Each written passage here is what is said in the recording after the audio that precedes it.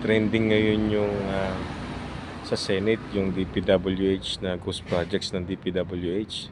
Ganon din sa Congress, itong line of questioning ni Representative Tony Chanco. Napakagandang panoorin. So panoorin nyo mga kabarangay para at least updated kayo sa mga bagay na nangyayari sa ating politika dito sa ating bansa. Ganun din.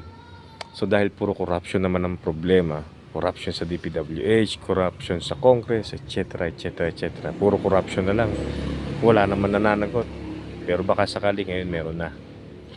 Ang tanong ko lang, what if death penalty ang parusa sa corruption? Certain amount, a certain scale, death penalty. Siguro mabawasan ng korupsyon, mababawasan ng buaya sa gobyerno. Tanong lang mga kabarangay. Maraming salamat.